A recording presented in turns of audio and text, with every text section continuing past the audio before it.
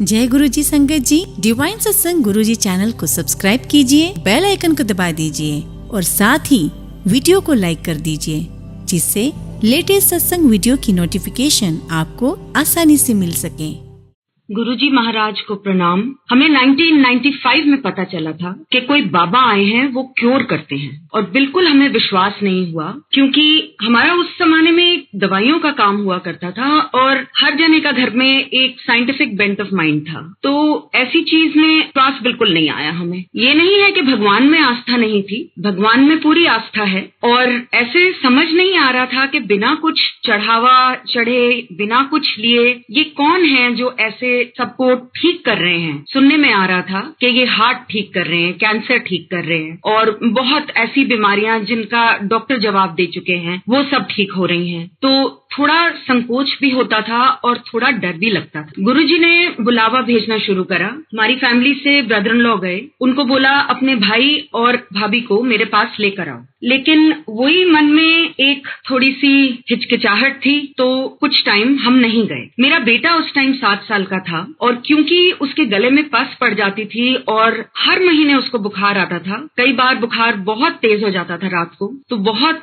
तकलीफ हमें उठानी पड़ती थी। उसको एक एंटीबायोटिक को छोड़ के बाकी से वो रेजिस्टेंट है, इसीलिए तकलीफ कुछ ज्यादा थी। मेरी टांगों में इस कदर दर्द होती थी कि हिप से लेके टोज तक मैं पूरी डिस्कम्फर्ट, बहुत ही औखे होके मैं चलती थी। मेरे को बहुत इलाज मैं करा चुकी थी, मैंने आयुर्वेदिक, एलोपैथिक, होम्योपैथिक सब इलाज कराए, लेकिन वो दर्द जाती नहीं थी। तो मन ही मन मेरे को ये भी था कि ये मैं सुन रही हूँ कि इतना कुछ ठीक कर रहे हैं, तो मेरे ऊपर भी कृपा करें। जब हम वहाँ गए, उस जमाने की बात है जब किसी भी मंदिर की स्थापना नहीं हुई थी, और गुरुजी ग्रेटर कैलाश में कहीं जगह उन्होंने ली और वहाँ पे वो सभा लगाकर वो लोगों का कल्याण करते थे। तो जब उधर गए तो उन्होंने एकदम से कुछ संगत भेज दी और कुछ संगत को बोला कि मेरे पीछे आइए, अपनी गाड़ियां लगाइए और जहां मैं जा रहा हूं वहां आइए। तो हम जब गए किसी भक्त के घर, वहां मैंने देखा कि है तो ड्राइंग रूम और सोफे भी लगे हुए हैं, लेकिन कोई भी उन पे बैठा नहीं था, सब जमीन पे बैठे हुए थे। मन में मेरे यही ख्याल आया कि गुरुजी तो एकदम से एक कमरे में चले गए और दरवाजा कर लिया उन्होंने बंद, और ये सब जमीन पे बैठे हैं, मैं तो बैठ नहीं पाऊंगी, मेरी तो टांगे बहुत दर्द करेंगी। तो मैं एक कोने में जाके खड़ी हो गई। कुछ टाइम बीता, गुरुजी सीधे मेरी तरफ आए, इशारा करा उन्होंने, मैं खड़ी हुई, मुझे कहा बताओ। मैंने कहा जी मेरा लड़का। कहते हैं उसकी छोड़, अपनी बता, तुझे क्या प्रॉब्लम है। मैंने कहा जी मेरी टांगे बहुत दर्द करती हैं। कहते हैं इतनी देर यहाँ बैठी रही, तुझे दर्द हुई? तब मुझे एहसास हुआ कि मैं तो थक के जमीन पे बैठ गई, जो कि मैं आराम से बैठ ही नहीं पाती थी। फिर उन्होंने बोला आज के बाद नहीं होगी, और इतने साल बीत गए, वो दर्द कभी मेरी लौट के वापस नहीं आई। फिर उन्होंने बोला बेटे का बताओ। मैंने उनको कोई डिटेल्स नहीं दी, सिर्फ इतना सा कहा गला खराब रहता है। कहते हैं ठीक है, फिर इसको सोने का ओम पहना दे। और मैंने मन में सोचा कि इतने छोटे बच्चे को अब सोने की चेन में सोने का ओम पहनाना पड़ेगा। मैं सोच ही रही थी, आगे से जवाब आया पीले धागे में पहना दे। फिर उसके बाद उन्होंने हुक्म दिया कि घर में चावल बनाना और खाना बंद कर दो। तो मैंने धीरे से उनके कान में बोला, मैंने कहा गुरुजी जॉइंट फैमिली है। तो उन्होंने बोला ठीक है, तू, तेरा घर वाला, तेरे दोनों बच्चे सारी उम्र चावल ना खाएंगे ना वर्तेंगे। और बाद में जब कभी प्रसाद में हमारे सामने आया तो हम हिचकिचाए, तो गुरुजी पीछे खड़े थे। उन्होंने बोला ये खा लो, ये प्रसाद है। कभी भी मेरा लंगर जब छकते हो तो उसको पदार्थ की नजर से नहीं देखना कि ये दाल है, ये सब्जी है, ये चावल है। उसको सिर्फ प्रसाद की नजर से देखना, उसमें चावल भी आए तो खा जाना, यहाँ तुम्हें अलाउड है। गुरुजी ने साथ के साथ बहुत और ब्लेसिंग्स भी दी। उन्होंने बोला कि तेरा स्कूल है। मैंने कहा नहीं जी, आपको गलत फहमी हुई है, मेरा कोई स्कूल नहीं है, स्कूल मेरी मदर चलाती है। कहते नहीं, तेरा अपना स्कूल है, बहुत बढ़िया चल रहा है, और मैंने देख लिया और तू देखी। तो बात इतनी बोली उन्होंने, और उसके साथ उन्होंने और कुछ ब्लेसिंग्स भी दी। मैं बहुत अचंभे में थी, अभी मैं अब्सॉर्ब ही कर रही थी कि ये इन्होंने क्या क्या बोला मेरे से। वो बातें एक के बाद एक जब वो बोलते चले गए, और तो मुझे ये लगा कि ये कौन सी दुनिया की बात कर रहे हैं, क्योंकि मेरी जो जिंदगी है उसमें तो ये जो ब्लेसिंग दे रहे हैं ये मुनासिब ही नहीं है। एकदम से उनके शरीर से एक बहुत स्ट्रॉन्ग, बहुत जोर के एक बहुत अच्छी खुशबू आई। और मैंने किसी से सुना था कि इनका जो शरीर है उससे ये प्रसाद निकलता है। तो उस टाइम जब मुझे आई तो उन्होंने देखा मुझे कि हाँ, मैं मन में ये बात सोच रही हूँ, और उन्होंने आगे से स्माइल किया। गुरुजी कुछ टाइम बाद जलंधर वापस चले गए। हम उनको थैंक यू बोलने वहां गए, क्योंकि मैं बिल्कुल ठीक थी और मेरा बेटा भी बिल्कुल ठीक था। जैसे ही हम अंदर आए तो उन्होंने ऑफ कोर्स पहचाना और उन्होंने बैठने को बोला। कुछ और लोग आए और हमने उनके भी सत्संग सुने। जो जो कल्याण गुरुजी ने उनके करे थे वो भी गुरुजी ने हमें सुनवाए, और हुक्म मिला कि दिल्ली वापस नहीं जाना, अपनी बहन के घर चली जाओ लुधियाना, और अगली सुबह दोबारा आना। तो वहां एक ही सेवक थे और कोई सभा नहीं लगती थी उधर। तो मैंने उन सेवक से पूछा, मैंने कहा गुरुजी अपनी सीट पे कितने बजे आते हैं? तो उन्होंने बोला द्वार हम सुबह 10 बजे खोल देते हैं, गुरुजी अपने पाठ से उठ के 11 बजे अपनी सीट पे आते हैं। तो हम लोग अगले दिन 11 बजे पहुंच गए। जैसे ही मैं और मेरा परिवार अंदर आया तो गुरुजी ने अंग्रेजी में मुझसे बात करी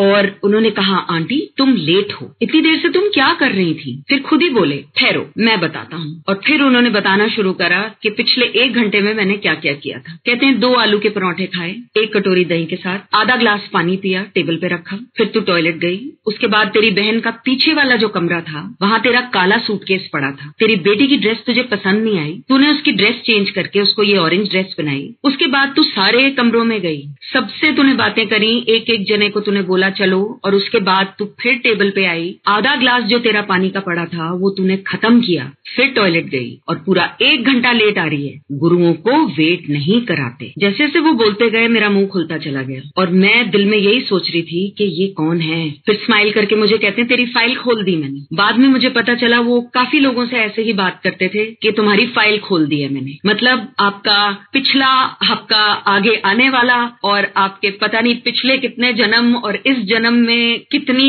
पिछली बातें सब उनको ज्ञात था। बैठने को बोला उन्होंने और कुछ लोग और आए तो गुरुजी ने हुक्म दिया, क्योंकि वहां पे एज सच कोई सभा नहीं लगती थी। गुरुजी जिनको हुक्म देते थे अंदर आने का, सिर्फ वो ही लोग अंदर आ सकते थे। तो जैसे जैसे वो लोग आते चले गए, हमारे को उनके जितने ऊपर गुरुजी ने उनके जितने कल्याण करे थे, गुरुजी ने उन लोगों को बोला कि वो हमें सुनाए, और मेरे को फिर गुरुजी ने बोला कि मैं उनको सुनाऊं। तो मेरे हस्बैंड ने उनको धीरे से पूछा, कहते हैं कि गुरुजी आपको नहीं लगता कि आप अपनी विड्याई करा रहे हो? आप हर एक को बोल रहे हो कि जो भी मैंने तुम्हारे कल्याण करे हैं तुम इन सबको बताओ। तो गुरुजी ने बहुत मुस्कुरा कर उनका जवाब दिया। उन्होंने बोला कि मेरे ब्लेसिंग्स देने के तरीके, मेरी कृपा करने के तरीके बतेरे हैं। बहुत तरीकों में से एक ये तरीका भी है, जो बोलता है उसका भी भला और जो सुनता है उसका भी भला, दोनों तरफ मेरी ये कृपा चल रही होती है। वो पता करना कैसे, वो तुम्हारा काम नहीं। तुम अपनी कृपा लो, जो मैं तुम्हारे ऊपर मेहर कर रहा हूँ तुम उसको लो अपनी झोली में, उसे एक्सेप्ट करो, उसे लो। तो ये गुरुजी ने बताया तो हमें पता चला, और बहुत लोगों का हम सुनते चले गए। उसके बाद गुरुजी ने धीरे से हमारे साथ आके वो बैठे, जमीन पे ही बैठ गए और मुझे कहते हैं डिस्कशन करन नाल रब नहीं मिलता। मतलब आप किसी से तर्क वितर्क अगर कर रहे हो तो उससे आपको भगवान की प्राप्ति नहीं होती। वो अपनी बात कर रहे थे, क्योंकि मेरी बहन के घर कुछ मेहमान दिल्ली से आए हुए थे। वो दिल्ली में ही गुरुजी को पहले हमसे मिल चुके थे। हम उनको अपने कल्याणों के बारे में बता रहे थे और एक तर्क वितर्क शुरू हो गया। हम उनको कह रहे थे कि आप हमारे साथ चलिए, और वो नहीं आना चाहते थे। तो एक तरह से एक वार्तालाप इस तरीके की शुरू हुई कि उसमें दोनों अपना अपना रख रहे थे पक्ष। वो गुरुजी ने मना किया कि जब उनका सत्संग या उनकी संगत करना, सत्संग को वो उस जमाने में संगत करना कहते थे, कि जब मेरी संगत तुम करते हो तो उसके बाद उस संगत के बारे में कोई भी डिस्कशन शब्द उन्होंने इस्तेमाल किया, तर्क वितर्क उसके बारे में नहीं करना। उन्होंने बताया कि मेरी कृपा चलती है, वो कृपा कैसे चला रहा हूं मैं सिर्फ मुझे पता है, तुम्हें उसको सिर्फ एक पात्र बन के उसको लेना है। मेरी मदर शिरडी साईं भक्त और हमारी पूरी फैमिली शिरडी साईं भक्त। जब भी बाबा से बात करते थे तो गुरुजी के पास जब जाते थे, गुरुजी मेरी हर बात का जवाब देते थे जो मैं शिरडी साईं बाबा की मूर्ति से करती थी। दिल में मैं शुरू में मैंने गुरुजी को अपने टेलीपैथी से, अपने दिमाग से, बिना बोले अपने मुंह से मैंने उनको बताने की भी कोशिश करी कि गुरुजी मैं आपसे नहीं ये कह रही थी, मैं बाबा से कह रही थी। और जवाब मुझे सारे गुरुजी से मिल रहे थे। तो गुरुजी ने एक दिन खुलासा ही कर दिया। उन्होंने बोला कि वो वो था, मैं हूँ। और उन्होंने फिर आगे बताया कि भगवान एक है, लोगों ने उसको अलग अलग नाम दे दिए, अलग अलग मजहब दे दिए और उसको अलग अलग तरीके से लोगों ने पूजा, लेकिन भगवान एक ऐसी शक्ति है जो पूरी दुनिया चलाती है। उन्होंने बोला कलयुग है, लोग भूले बैठे हैं कि भगवान है, मैं याद दिलान आया हूँ। उन्होंने बोला मैं याद दिलाने के लिए आया हूँ संसार में कि भगवान है और भगवान से प्यार करो, उससे डरो नहीं। गुरुजी ने अपने आप को बयान किया और मुझे, मेरे परिवार को उन्होंने जाप दिया ओम नमः शिवाय, शिवजी सदा सहाय। और उन्होंने आगे से बोला शिव वो मैं हूँ। और सुनते ही बहुत एक ऐसी उनसे रूहानियत की एक खुशबू आई जो कि आज तक लगता है कि वो इस दुनिया की है ही नहीं, क्योंकि वो इस दुनिया के हैं ही नहीं, वो परमात्मा है, वो साक्षात परमात्मा है। जैसे जैसे गुरुजी ने अपना बयान करना शुरू करा, वैसे वैसे हमारे जो बोल नहीं पा रहे थे या उनसे उसके बाद कुछ पूछ नहीं पा रहे थे, उन्होंने कुछ सुपरनैचुरल या उन्होंने कुछ ऐसी चीजें या कुछ जादुई चीजें नहीं दिखाई, कुछ भी ऐसी चीजें नहीं दिखाई, सिर्फ अपने आप को उन्होंने बयान किए। जब गुरुजी का हम ये जाप करते हैं, गुरुजी को हम बुलाते हैं, वो शक्ति हम बुलाते हैं। गुरुजी कहते थे कि मैं किसी का भी अगर कल्याण करता हूँ तो वो ऐसे ही नहीं हो जाता। अंग्रेजी का शब्द उन्होंने इस्तेमाल किया कोइंसिडेंस। उन्होंने बताया कि कोई कोइंसिडेंस नहीं होता, मेरी शक्ति लगती है और ये शक्ति जो है आप जब वो जाप करते हैं आप गुरुजी को बुलाते हैं और उनकी शक्ति जो होती है वो एनर्जाइज हो जाती है। आप जैसे जैसे उसको बार बार रिपीट करते चले जाते हैं वो शक्ति इन्वोक होती है, वो शक्ति तेज होती चली जाती है। कभी भी कोई भी परेशानी हो, गुरुजी ने बताया कि वो जाप हमारे काम आएगा। कभी भी कोई परेशानी हो, कभी भी कोई दुख तकलीफ हो, कभी भी कोई शारीरिक कोई तकलीफ हो, वो जाप गुरुजी का जो है वो सबके लिए बहुत बहुत प्रभावशाली है। और गुरुजी ने अपने आप को एक उस ऊंचे सचखंड से बताया कि वो एक सचखंड से आए हैं, वो परमात्मा का वास है और परमात्मा ही लोगों की भलाई के लिए इस धरती पे उतरे। मैं कुछ ज्ञान की बातें नहीं जानती, लेकिन मैं एक बार अपने नानी के साथ गुरुजी के चरनी लगी तो मेरी नानी जी ने बाहर आके मुझे एक बात बोली। उन्होंने कहा कि लिखा हुआ है कि एक कल की अवतार आएगा, वो ये है। अगले दिन जब मैं गुरुजी के चरनी लगी तो गुरुजी ने मुझे देखा और मुझे स्माइल करके बोलते हैं, तेरे पूरे घर में तेरी नानी सबसे सियानी है। मेरी नानी ने उन्हें पहचाना और गुरुजी ने हमें आज्ञा दी कि हम शिव पुराण पढ़ें।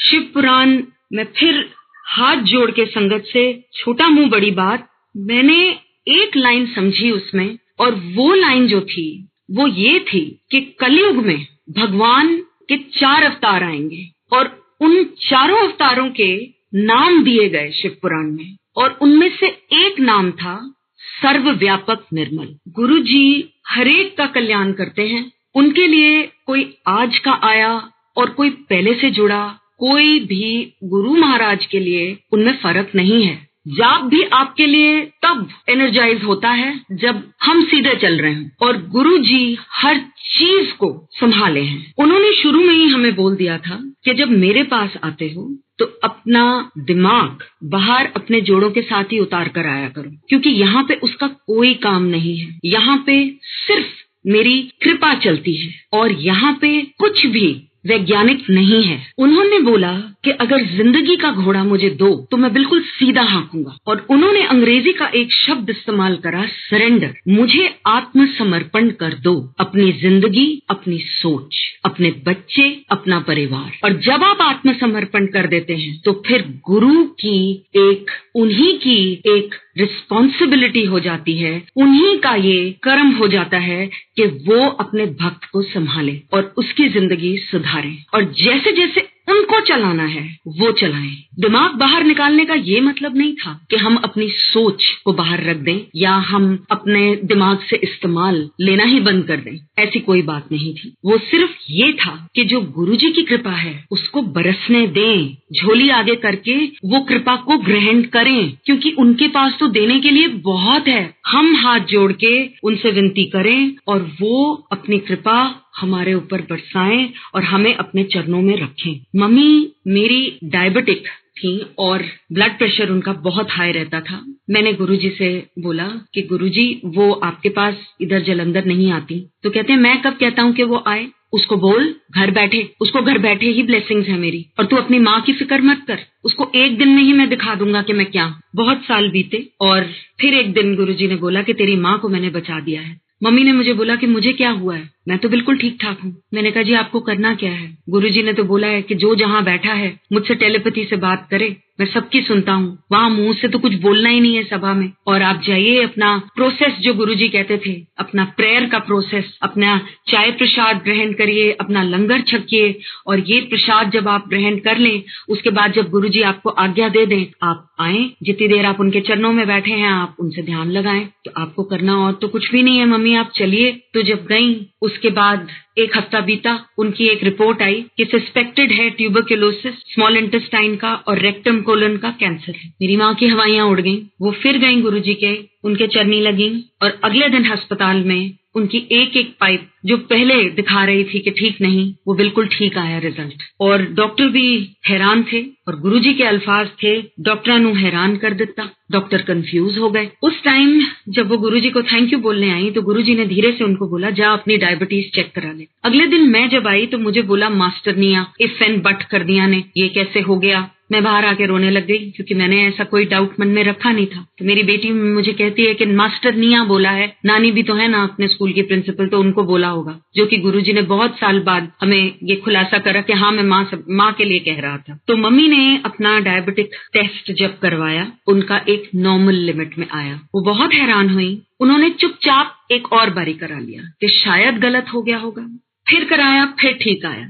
और उसके बाद गुरुजी ने बताया कि ये अपनी दवाई खाती रहेगी, ये ठीक रहेगी। मम्मी मेरी बिल्कुल ठीक हैं, अपनी दवाई खाती हैं और ठीक रहती हैं।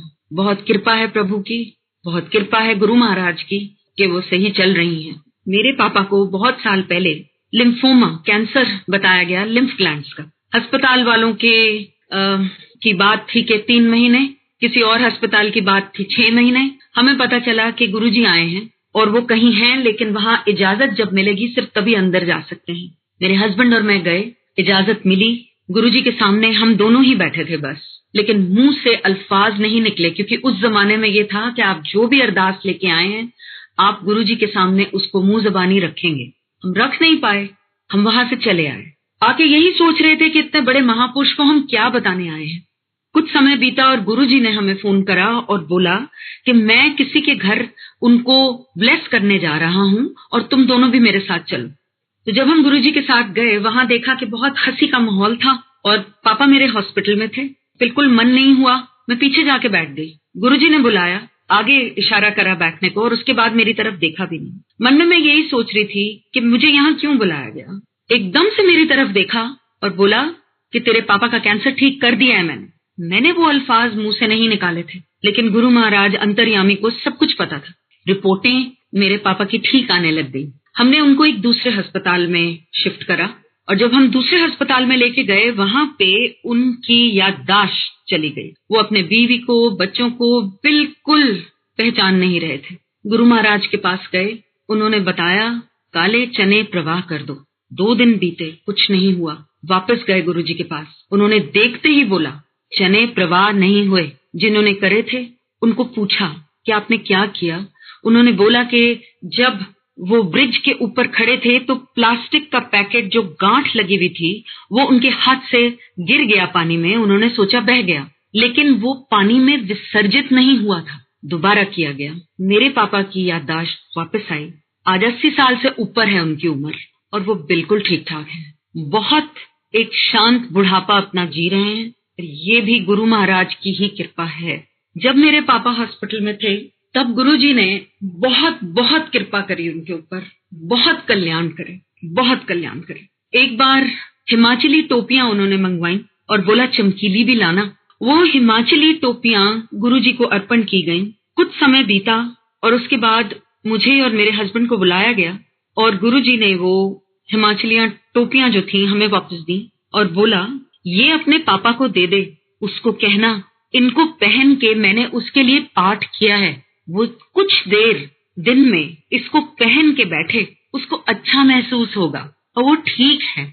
जब जब मेरे पापा वो टोपियां पहन के और बैठते थे अपने बिस्तरे के ऊपर, मैं जिस दिन उनके घर गई उस कमरे में गुरुजी की इतनी खुशबू थी जो उनके रूहानियत की खुशबू थी। और मेरे पापा को ये नहीं पता था कि ये गुरुजी के जिस्म से आती है। उन्होंने बोला कि मैं जब ये टोपी पहनता हूँ ये पूरा कमरा इस खुशबू से पूरा कमरा भर जाता। एक बार पापा को बुलाया गया, व्हीलचेयर पे ही हम उनको लेके गए।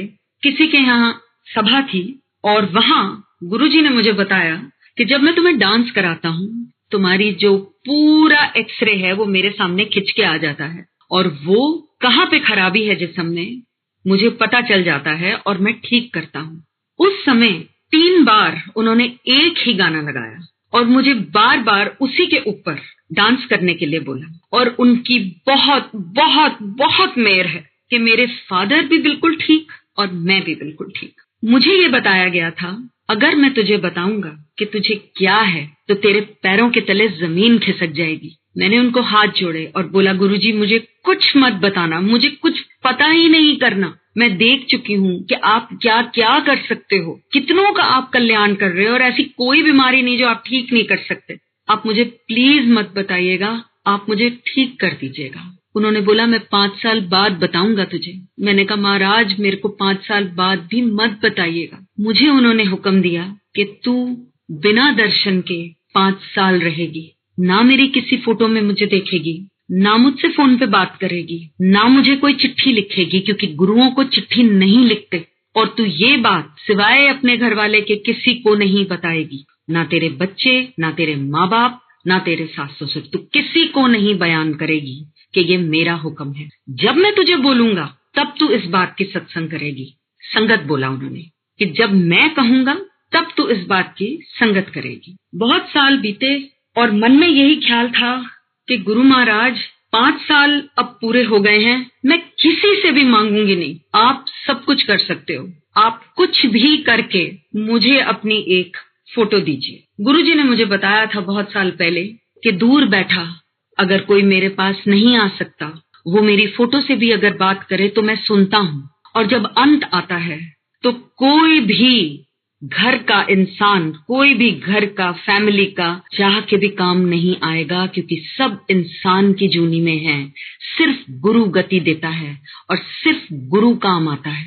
मेरे लिए वो दोनों बातें फिट बैठी। मैंने गुरुजी की फोटो जब उनसे मांगी थी, मुझे बाद में गुरुजी ने ही बताया कि तूने मांगी, मैंने दी। और किस तरह एक ही मैगजीन मेरे हस्बैंड लेते थे और उस मैगजीन में गुरुजी के बारे में छप के आया, जबकि कभी भी गुरुजी के हुक्म से अलाउड नहीं है कि आप उनके बारे में अखबारों में, मैगजीन में कहीं भी छापें। गुरुजी ने बिल्कुल इस बात का हुक्म नहीं दिया था। सिर्फ संगत करना अलाउड था, सिर्फ ये सत्संग करना अलाउड था जब एक जना अपनी आप बीती और अपने कल्याण गुरु के करे हुए दूसरे को सुनाता था। मैंने वो जो गुरुजी की तस्वीर थी, वो पन्ना जो था मैंने निकाला उस किताब में से और मैंने अपने बिस्तरे के साथ अपने ड्रॉर में रख लिया। मेरा एक दिन सांस उखड़ गया, मैं बिल्कुल भी ठीक से सांस नहीं ले पा रही थी। मेरी सास का पहले ही निधन हो चुका था। मैंने अपने हस्बैंड को और अपनी माँ को फोन किया और सिर्फ इतना कह पाई मुझे सांस नहीं आ रहा। और सब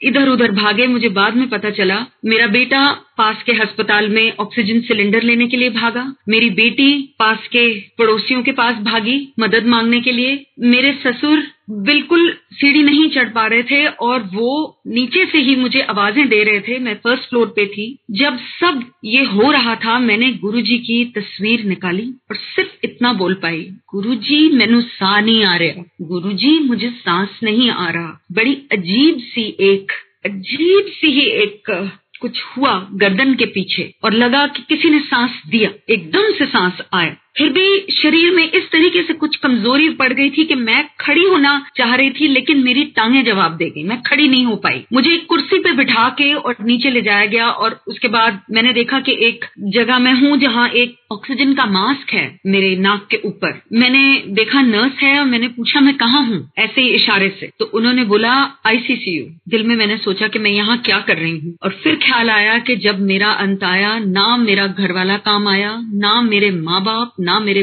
बच्चे, सिर्फ मेरा गुरु काम आया। हुक्म जब मुझे हुआ कि मैं गुरु के दरबार में हाजिर हूँ, मैं उनके सामने खड़ी थी और वो प्रसाद बांट रहे थे और मेरी बारी जब आई तो मुझे देखा, स्माइल किया और मुझे बोला क्यों फिर ना घर वाला काम आया, ना माँ बाप, ना बच्चे, ना कोई और, तेरा गुरु काम आया, ले तेरी सेकंड लाइफ तू ऐश कर। ये ऐश, ये सांस है जो उन्होंने बख्शी, ये सांस है जो आज मैं लेती हूँ। माहौल चाहे कुछ भी हो, आज अगर आपको ये श्वास है, आप सांस ले पा रहे हैं तो ये बहुत बहुत बड़ी ब्लेसिंग है, बहुत कृपा है, बहुत बहुत बड़ी ये एक चीज, अनमोल चीज आपकी झोली में है। इसलिए बिल्कुल भी हालात से घबराएं ना।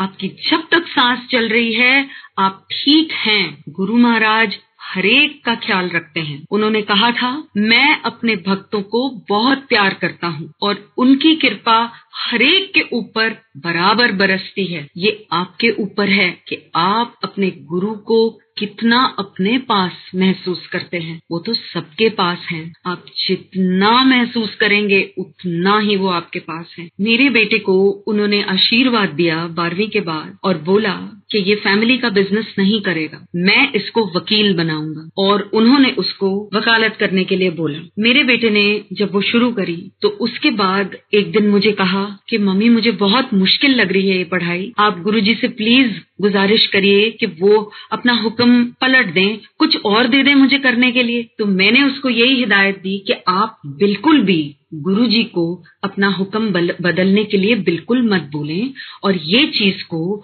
आप इसको अपना प्रसाद समझ के इसको कबूल करें, क्योंकि जब गुरु अपनी इच्छा से कोई चीज आपकी झोली में डालते हैं तो वो आपके लिए सबसे अच्छी होती है। तो मैं आपकी माँ हूँ, आपको गलत सलाह नहीं दूंगी, आप बिल्कुल ना बोले। उसी दिन गुरुजी का हमें फोन आया कि बच्चों को लेके जल्दी से दोनों मियाँ बीवी आओ, हमने कहीं जाना है। जब बाकी संगत भी थी और गुरुजी के साथ मैं और मेरा बेटा, हम तीनों जने जब चल रहे थे तो लिफ्ट में हम तीनों जैसे ही एंटर हुए बाकी संगत बाहर रह गई। लिफ्ट में मेरे बेटे को उन्होंने बोला वकील तो मैं तुझे बना के छोड़ूंगा, लेटर और सूनर। उन्होंने सूनर और लेटर नहीं बोला, लेटर और सूनर। फिर मुझे देखा और मुझे बोला सबीना 2 साल इसको बहुत मुश्किल लगेंगे, उसके बाद इसकी तोड़ देखियो, मैं इसको बहुत टॉप वकील बनाऊंगा। आज मेरा बेटा वकील है गुरुजी की कृपा से और वो ये महसूस करता है कि जो उन्होंने दिया वो सबसे अच्छा। एक दिन उसका जो ओम था वो जब वो बड़ा हो चुका था तो वो अपने आप ही उस धागे से निकल गया। मेरे हस्बैंड ने जल्दी से एक और ओम लिया और शाम को ही वो गुरुजी के चरनी लगे। उन्होंने आगे किया वो ओम तो गुरुजी ने बोला क्या है ये? तो तरुण ने ये बोला मेरे हस्बैंड ने कि ये गुरुजी उसका ना ओम गिर गया है तो ये मैं एक और ले आया हूँ। तो गुरुजी ने बोला किसका? तो उन्होंने बोला मेरे हस्बैंड ने मेरे बेटे का। तो आगे से गुरुजी हंस के कहते हैं बेटा वो तेरा प्यो है। तो उनके मजाक करने के तरीके भी बहुत हैं और मजाक में उन्होंने तरीके से समझा भी दिया। और उसके बाद गुरुजी ने बोला कि अब इसे जरूरत नहीं है, अब बेशक तुम इसको ये वापस ले जाओ ओम को, अब उसको जरूरत नहीं है और उसको नहीं पहनने की जरूरत है। तो गुरुजी के अपने ही तरीके हैं कल्याण करने के। बेटी का भी उन्होंने बहुत कल्याण किया और मेरी बेटी जब बिल्कुल छोटी सी थी तो गुरुजी से मिलने से पहले उसके पहले विंटर में उसको वीजिंग हुई थी और वो वीजिंग के बाद मतलब बच्चा बहुत ही ज्यादा तकलीफ में था। तो हम जालंधर में गुरुजी के साथ बरामदे में बैठे थे और बाकी सब अंदर कुछ लोग थे। मेरी बेटी थक के वहीं पे लेट गई, छोटी सी थी और गुरुजी चौकड़ी मार के बैठे थे। मेरे मुंह से अल्फाज नहीं निकल रहे थे कि मैं गुरुजी से ये बात बयान करूं और मैंने मन में उनसे ये अरदास करी कि मेरे बच्चे को ये तकलीफ ना हो गुरु महाराज। गुरुजी ने अपनी चौकड़ी खोली और अपना एक पैर आगे करके उस लेटे हुए बच्चे की पीठ के ऊपर रख दिया। मैंने दिल्ली आके सारी दवाइयां फेंक दी। उस बात को 25 साल से भी ज्यादा हो चुके हैं और उस बच्ची को कभी वो तकलीफ वापस नहीं आई, कभी भी नहीं आई। उन्होंने उसको नाम बख्शा, गौरी उसका नाम रखा गया और गुरुजी की ब्लेसिंग्स पूरे परिवार पे और आप सबके परिवार पे सब पे हैं। कभी भी हमें ये नहीं सोचना चाहिए कि गुरुजी ने उसका या इसका कल्याण करा और हमारा नहीं। गुरुजी सबके लिए परमात्मा की एक ही नजर होती है। गुरुजी का कोई भी फेवरेट नहीं और सारे फेवरेट हैं। ये एक साधारण बात है और ये हम सब महसूस करते हैं कि अपने अपने समय जब जब गुरुजी ने जिसका जब कल्याण करना था उन्होंने अपने अपने तरीके से वो कल्याण करे। उन्होंने एक बार बोला कि जानवर किस काम का, जानवर मर के भी काम आ जाते हैं, तो इसीलिए वो इंसान से ज्यादा काम का। और इंसान किस काम का? इंसान तो मर के भी काम नहीं आता। जानवर जो है मर के उनके बटुए बन जाते हैं, उनकी बेल्ट बन जाती है, आप उनको खा भी लेते हो, लेकिन इंसान को तो मर के वो किसी चीज का काम नहीं है। तो अगर वो जीते जी भगवान का शुक्राना कर ले और भगवान की एक प्रेयर कर ले, पाठ कर ले, तो वही बहुत है, उसके लिए इतना ही बहुत है। इसीलिए गुरुजी ने बोला और ये शब्द इस्तेमाल किया, पाठ करना चाहिए, शुक्राना करना चाहिए। गुरु महाराज की अलग अलग तरीके हैं, जैसे जैसे उन्होंने कृपा करी। कभी उन्होंने खुलासा करा तो कुछ कुछ समझ आई, वो अगर ना बताते तो समझ बिल्कुल नहीं आनी थी। एक दिन उन्होंने दोबारा लंगर खिलवाया और बोला, चल इस बार अपने माँ बाप के लिए खा। वो उन्होंने बताया तो ही समझ आया, नहीं तो कुछ भी नहीं पता चलना था। एक बार उन्होंने बोला, जरा अमेरिका हुआ, तो मैंने गुरुजी को बोला, मैंने कहा महाराज आप यहाँ हो, मेरा दिल नहीं करता मैं कहीं और जाऊं, मैं नहीं जाना चाहती। मुझे ये कॉन्ट्रडिक्ट नहीं करना चाहिए था उनको, क्योंकि उन्होंने समझाया था कि गुरुओं को कभी भी कॉन्ट्रडिक्ट नहीं करते, उनकी बात को काटते नहीं है, जो वो बोल रहे हैं उसको मान लेना चाहिए, उसी में हमारी भलाई है। लेकिन नादान समझ नहीं आई और ये हुआ। एक दिन उन्होंने किसी सेवक को बोला कि चल भाई लता मंगेशकर के गाने लगा दे। लता मंगेशकर जी के गाने लगाए गए और हम गुरुजी के साथ ही बैठे थे, मेरे हस्बैंड और मैं, हमने सुने। कुछ टाइम बाद गुरुजी कहते हैं, कितना अच्छा गाती है ना आशा भोसले। अब कुछ ही समय पहले गुरुजी ने बोला था कि गुरुओं को कॉन्ट्रडिक्ट नहीं करते, गुरुओं की बात को काटते नहीं। तो चुपचाप जब उन्होंने दोबारा ये बात पूछी तो मैंने बोला, हाँ जी गुरुजी। एक बार उन्होंने पूछा कि शब्द सुनते हो? मैंने कहा जी गुरुजी कभी कभी। तो समझ आते हैं? मैंने कहा जी थोड़े थोड़े। कहते हैं सुना करो, अच्छा होता है। और तब उन्होंने समझाया कि जब शब्द गुरबानी कोई वो भी सुन रहा हो जिसको पंजाबी नहीं आती, तो जो भी शब्द लगे हैं कोई एक लाइन ऐसी होगी जो समझ आ जाएगी और उसमें अपना जवाब मिल जाएगा। जो आप गुरु महाराज से अरदास कर रहे हैं वो कहीं ना कहीं उन शब्द में है, वो जवाब आता है। किसी भी इंसान को अपना दुखड़ा बयान नहीं करना चाहिए, ऐसा गुरु महाराज ने बताया। उन्होंने एक दिन बताया कि अगर तुम किसी का भी दुखड़ा सुनोगे तो उसका कोई भला नहीं है, ना तुम्हारा ना उसका, क्योंकि तुम्हारा जो है वो तो जितनी खुशहाली है वो दूसरे को जा रही है। और उसको बोलो कि गुरुजी के पास जाएं, गुरुजी को बताएं और वो ही भला करेंगे, क्योंकि हल उन्हीं के पास है। ये गुरुजी के अल्फाज हैं। एक दिन बड़ा मंदिर जब बन गया था वहां लेके गए और बताया कि इस मंदिर में 12 तीर्थ स्थानों का धाम है, यहाँ जो आएगा उसकी अरदास कबूल। और एक दिन उन्होंने ये भी बताया कि जो छोटा मंदिर है एम्पायर स्टेट और बड़ा मंदिर है। उन्होंने बोला इसके बाहर से भी अगर कोई निकल जाता है तो उसका भी कल्याण। और आज की डेट में कोई गुरुजी की फोटो से भी अगर बात कर लेता है तो गुरुजी तब भी कहते थे कि मेरी फोटो से भी अगर कोई बात कर ले तो वो मैं ही हूं। तो गुरु का जो स्वरूप है वो साक्षात गुरु महाराज ही हैं, वो ही हैं। एक दिन हुक्म दिया गया कि अच्छा अमेरिका नहीं जाना तो चलो मेरी एक भक्त है उसके पास सिंगापुर चली जाओ। तो मैंने बोला गुरुजी कौन? कहते मैंने तेरी संगत कराई है उसके साथ, जब तू देखेगी तू पहचान जाएगी। लेकिन जब तू वहां पहुंचे सबसे पहला काम तुझे ये करना है कि मैंने जितने कल्याण तेरे ऊपर करे हैं तू सारे जाके सुनाएगी और पहला चीज यही करेगी। तो मैं गुरुजी से मैंने एड्रेस बोला तो मेरे को सिर्फ एक चीज बोला गया कि प्लेन की टिकट कराओ। प्लेन की टिकट कराई। सभा जिस दिन नहीं भी लगती थी उस दिन भी बुलाया गया हमें और रोज एक ही चीज पूछी जाती थी कि फ्लाइट का क्या टाइम है, हवाई जहाज का क्या टाइम है, कितने बजे जा रहा है। और मैं आगे से उनको बोलती थी 12:05 गुरुजी। और फिर वो ये एक ही चीज पूछते थे। और मुझे पता था कि इतने बड़े महापुरुष को पहली बात तो पता करने की जरूरत नहीं, अंतर्यामी को तो सब कुछ पता होता है। वो बार बार यही पूछ रहे हैं, वो भूल तो सकते नहीं क्योंकि अंतर्यामी है। यहाँ मेरा ही कुछ कल्याण हो रहा है, क्या हिम्मत नहीं थी कि पूछूं। इसलिए चुपचाप जब वो पूछते थे क्या समय है बस जवाब दे देती थी। उसके बाद मुझे बोला गया कि चलो अब फ्लाइट का टाइम हो गया है, जाओ। और अभी तक कोई एड्रेस नहीं था मेरे पास कि मुझे जाना कहाँ है। इसीलिए मैंने अपने परिवार को एक होटल में अपना बुकिंग कराई और हम लोग प्लेन पे चढ़ गए। वहां पहुंचते ही आंटी नजर आई और पहचान लिया कि इन आंटी के जाना है। वो अपने घर लेके गई। वहां पे जैसे जैसे कल्याण बताती चली गई मेरे दोनों साइडों में दर्द होनी शुरू हो गई थी, जो कि मैंने गुरुजी को नहीं बताया था। लेकिन मेरा सर्जरी के बाद कैल्शियम लेवल मेरा बहुत नीचे जा रहा था, बहुत जल्द जा रहा था, जो कि नॉर्मल नहीं होता इतनी जल्दी नीचे गिरना। और जैसे जैसे वो मुंह से कल्याण निकलते चले गए जो जो गुरुजी ने करे हमारे, वो एक साइड की दर्द ठीक होती महसूस हुई। आंटी ने बीच में रोका और बोला कि बच्चों ने कुछ भी नहीं खाया होगा, हम लंगर करते हैं। लंगर किया, सबको गुरुजी की वो रूहानियत, वो खुशबू आई और वो प्रसाद गुरुजी का सबने हाथ जोड़ के कबूल किया और लंगर छका। उसके बाद बाकी का जितना सत्संग था वो हुआ और मेरे दूसरी तरफ की भी दर्द बिल्कुल चली गई।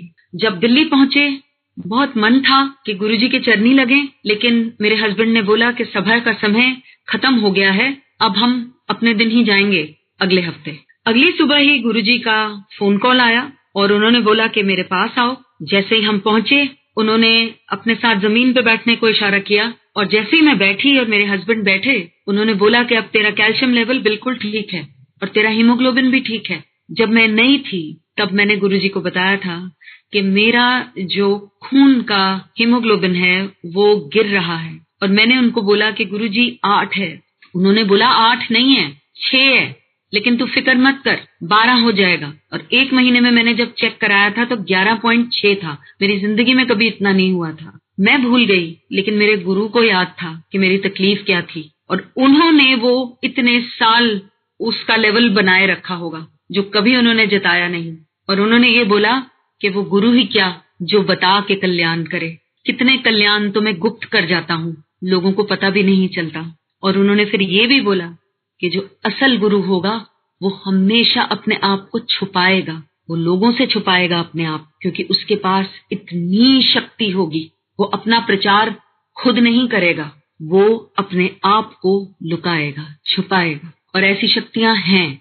और गुरु महाराज के चरनी जब हम लगे हैं, वो जितनी शक्तियां हैं वो गुरु महाराज के अंदर ही हैं। गुरुजी ने बहुत प्यार से एक दिन बताया कि मैं तुम्हारे घर आऊंगा। वो पहले भी आए थे और इस बार उन्होंने बोला कि तुम किसी को भी मत बोलना, जिसको भी लेके आना है मैं लेके आऊंगा। तो हमने गुरुजी से इजाजत ली कि गुरुजी आप बताएं कितने जने। तो उन्होंने बोला सोच के अपने आप अपना फैसला करो। तो हमने एक केटरर को करा और गुरुजी के पास वो नंबर लेके गए कि गुरुजी इतने जने। तो कहते हैं इतने, डबल कर, तेरे घर तेरा गुरु आ रहा है, लाइनें लग जाएंगी और तू इतने डबल करो।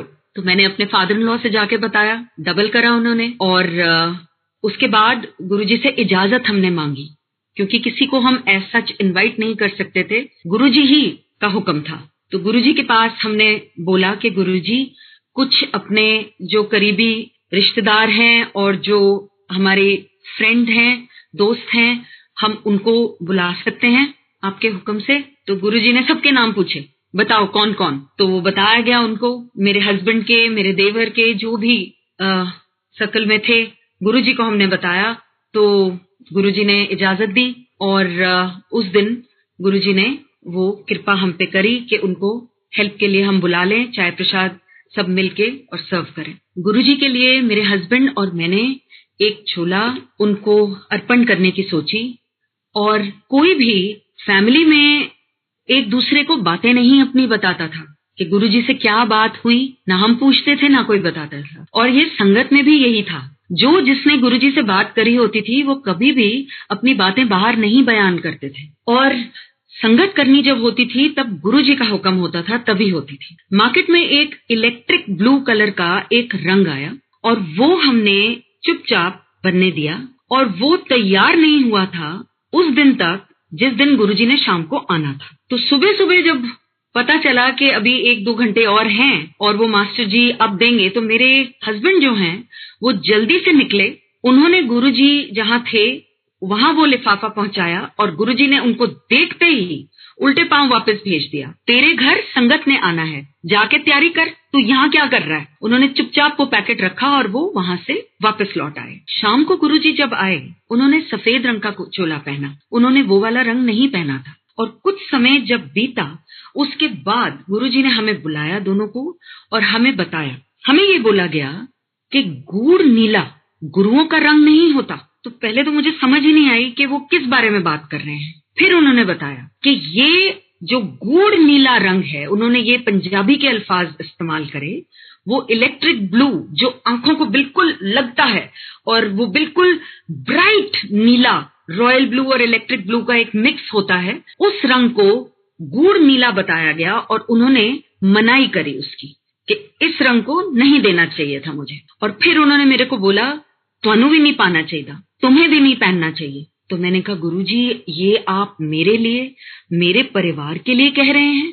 तो आगे से गुरुजी ने कहा, जो सुन ले उसका भला। और उसके बाद गुरुजी ने और बताया, उन्होंने बोला कि इस पूरे ब्रह्मांड के जो सबसे ज्यादा सकारात्मक पॉजिटिव रंग होते हैं वो है लाल, क्रीम और काला, और जो नेगेटिविटी करता है वो ये गूढ़ नीला है। इसीलिए इसको पहनने वाले को नेगेटिविटी और कंफ्यूजन होती है जब भी कोई पहनता है। कोई दूसरा सामने खड़ा होगा, देख रहा होगा, उसको कोई फर्क नहीं पड़ने वाला। जिसने ये ग्रहण कर लिया, जिसने ये रंग को पहन लिया, उसको नेगेटिविटी भी होगी और कंफ्यूजन भी होगा। और फिर गुरुजी ने अपनी एक उंगली निकाल के गोल गोल घुमाई और उन्होंने बोला, हर वेले वो बंदा कंफ्यूजन विच ही रहे, तो नहीं पहनना चाहिए। और उसके बाद दूसरे तर्ज जो आते हैं, मैंने गुरुजी को बोला, मैंने कहा, गुरुजी मेरे बच्चे तो जीन पहनते हैं। तो कहते वो तो फिटा हुआ रंग होता है ना, उसका कुछ नहीं। तो ये बिल्कुल प्लेन नहीं पहनना चाहिए, जो बिल्कुल उसमें कुछ भी ना हो और वो आपको वाइब्रेशन इमिट कर रहा है।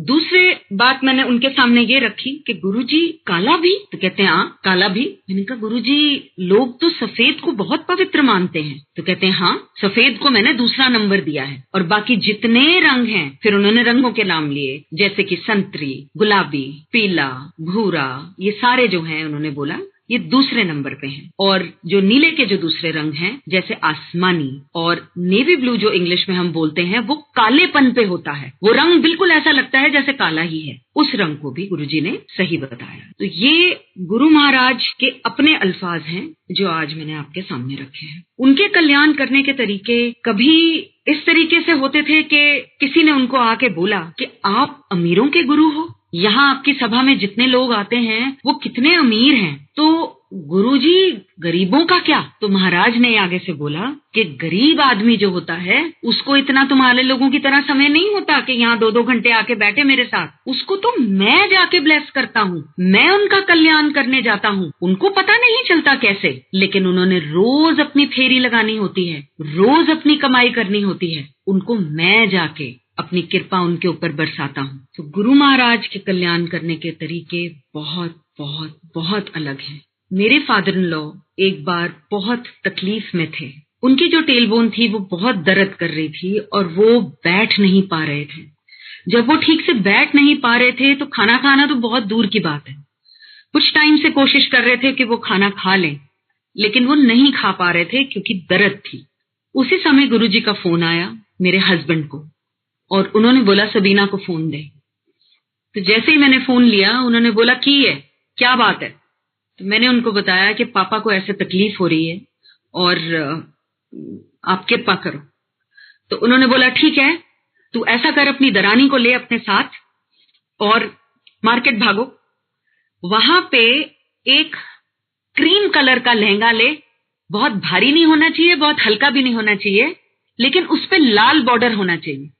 वो उठा, जितनी जल्दी मेरे पास आओगे उतनी जल्दी तेरे सौरे की दर्द ठीक हो जाएगी। हम लोग चारों भागे और हमने, मेरी दरानी और मैंने कुछ कुछ दुकानें देखी। हमने सोचा कि इतना आम रंग है और आसानी से मिल जाना चाहिए, लेकिन गुरुजी के हुक्म कई बार इतने आसान नहीं होते थे और हम लोगों ने ढूंढा और बहुत ढूंढने के बाद वो लेके हम गुरुजी के पास पहुंचे। शाम के 6 बजे थे। जैसे ही हम आए और उनके चरनी वो रखा तो गुरुजी ने बोला अब ठीक है। बाद में जब मेरे ससुर से मैंने पूछा कि पापा आपका क्या हाल है, कैसा महसूस हो रहा है, तो उन्होंने बोला कि मुझे आराम है, क्योंकि उस समय तो हम जल्दी से उनको गोली हमने एक खिला दी थी और उनको पता था ये गुरुजी का हुक्म है और ये पूरा करने जा रहे हैं, तो इसीलिए वो बिल्कुल उन्होंने भी अपना पूरा साहस दिखाया और बहुत शांत रहने की कोशिश करी। और जब पूछा गया कि पापा किस टाइम आपको आराम आया, कहते मैंने टाइम तो नहीं देखा, लेकिन टीवी में ये वाला सीरियल चल रहा था, तो वो सीरियल 6 बजे आता था, तो उससे टाइम भी टैली हो गया कि जिस समय पापा को आराम आया उस समय गुरुजी ने जैसे बोला था उनका कल्याण गुरुजी ने करा। मेरे ससुर जी ने गुरुजी से एक बार पूछा कि गुरु महाराज, हमारी जो फैमिली के गुरुजी हैं वो हैं बाबा लाल जी महाराज। तो गुरुजी ने आगे से बोला ऑथेंटिक, मतलब असल गुरु। तो पापा ने आगे से बोला कि वहां गद्दियां चलती हैं, तो आपके बाद कौन? तो बहुत मुस्कुराए गुरुजी और उन्होंने बोला पहले भी मैं, हुन भी मैं, ते बाद इच भी मैं, यहाँ कोई गद्दी नहीं चलती। पहले भी मैं, अब भी मैं और बाद में भी मैं। तो आज भी गुरुजी अपनी सीट पे विराजमान हैं, हम सब ये देखते हैं। एक बार उन्होंने बोला वो सेवा करें। मुझे बताया गया कि जैसे अगर मैं कुछ अपने मन में रख रही हूं तो वो बात मैं निस्वार्थ अगर गुरु के आगे रखूंगी तो वो गुरु कबूल करते हैं। एक बार उन्होंने टेप लगाया और उन्होंने वो टेप हमें सुनाया बिठाकर। उस टेप में था माँ प्यो दे उपकार, और वो इस तरीके से था कि जो माँ बाप के उपकार करे हुए होते हैं, जो हम बच्चे इस तरीके से ले लेते हैं कि ये तो उन्होंने करना ही था, तो वो कभी भी फॉर ग्रांटेड नहीं हमें लेना चाहिए और वो उपकार अपने माँ बाप के कभी भूलना नहीं चाहिए। मैंने गुरुजी से पूछा एक दिन कि गुरुजी, सब बोलते हैं कि आपसे मांगना नहीं चाहिए, तो मैं तो अपने माँ बाप के लिए कभी कुछ मांग रही हूँ, उनका ये ठीक कर दो, उनका वो ठीक कर दो। कहते नहीं, ऐ मांगना नहीं होता, एदे वास्ते तो मैं हाँ कि ये मांगना नहीं होता, इसके लिए तो मैं हूँ। मांगना होता है आप कोई दुनियावी चीजें मांगो, वो नहीं मांगना। क्यों? क्योंकि मांग के तुम अपना आधा कर दोगे। तुम्हें क्या पता कि गुरु ने मौज में आके तुम्हें क्या बख्श देना है। और जब तुम मांगोगे तुम्हें सिर्फ अपने आगे की 5 साल की योजना नजर आएगी, और जब मैं ब्लेस करूंगा, जब मैं कृपा करूंगा, तो वो तुम्हारे बच्चे क्या, उनके भी आगे बच्चों तक मैं ब्लेस करता हूँ। और एक बार उन्होंने अपने लिए ये कहा था, असी अपनी मर्जी नाल आने, अपनी मर्जी नाल जाने, कि मैं अपनी मर्जी से आता हूँ और अपनी मर्जी से जाता हूँ। मतलब ये जो फिजिकल रूप उनका है, ये अपनी मर्जी से उन्होंने धारण किया, अपनी मर्जी से आज वो रूहानियत में है, अपनी मर्जी से आज वो इस फॉर्म में है जो हम देखते हैं। और गुरुजी सबके लिए प्यार बरसाते हैं, हमेशा हमेशा। गुरुजी का जितना शुक्राना किया जाए उतना कम। बहुत बहुत धन्यवाद पूरी संगत को सुनने के लिए। बहुत बहुत धन्यवाद सबको। जय गुरुजी महाराज।